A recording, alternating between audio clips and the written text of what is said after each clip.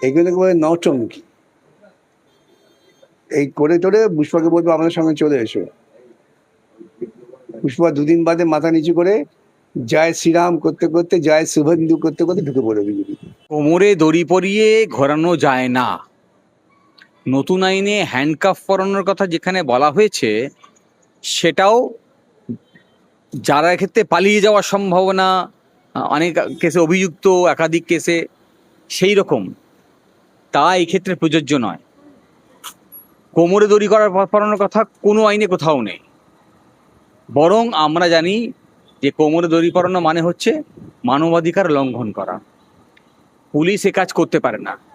Police এই কাজ করছে তার কারণ শাসন ক্ষমতা যারা বসে আছেন তারা এই কাজে পুলিশকে ইন্ধন যোগাচ্ছে। আসলে সারা পশ্চিমবঙ্গের মানুষকে ভয় দেখানোর চেষ্টা করা হচ্ছে। আমরা পুলিশ স্টেট চাই না, আমরা একটা ডেমোক্রেটিক স্টেটের মধ্যে বাস করি। সেই গণতন্ত্রের পরিসরকে সংকুচিত করার চেষ্টা করা হচ্ছে এই ভয় দেখিয়ে।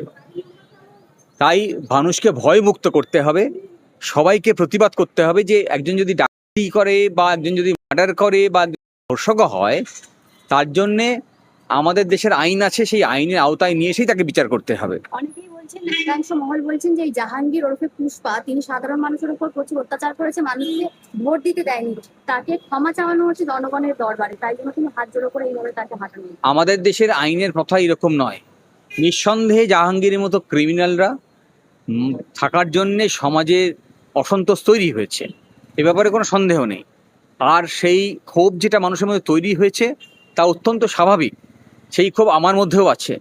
কিন্তু মাথায় রাখতে হবে যে রাষ্ট্রযন্ত্র যখন আইনের বাইরে গিয়ে তার ক্ষমতা প্রয়োগ করে, তখন মনে রাখতে হবে সেই ক্ষোভ আসলে আগামী দিনে সাধারণ মানুষ যারা নিরপরাধী তাদের উপরেও পড়বে। এটা মানুষের যে ক্ষোভ তৈরি হয়েছে, সাধারণ মানুষের ক্ষোভ যেটা তৈরি হয়েছে, সেই ক্ষোভকে কাজে লাগিয়ে পুলিশ আসলে বৃহত্তর সমাজকে ভয় দেখানোর চেষ্টা করছে, সেটা মাথায় রাখতে হবে। এর বিরুদ্ধে সবাইকে একসঙ্গেই লড়তে হবে।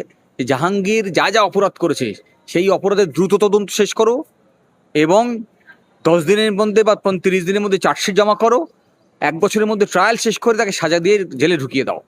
সেটা মানুষ চাইছে। মানুষ চায় না কাউকে ভয় দেখাতে। এটা ওরা ভুল করছে। এই যে সংস্কৃতি তৈরি করছে, আগামী দিনে তো টিম ছুড়বে না, নারকেল ছুড়বে, তখন কি হবে? এই বিজেপি দলটা যখন পশ্চিমবঙ্গ থেকে সরে যাবে, সরে যেতে বাধ্য, কেন অবধারিত। এখনই তো গুন্ডামি শুরু করে দিয়েছে, গরিব মানুষ শুধু এখনই তো ওদের বিরুদ্ধে লাঠি নিয়ে দাঁড়াবে। তখন এখন ডিম ছুটছে, তখন ওরা ছোট ছোট নারকেল ছুড়ে মারবে মাথায়।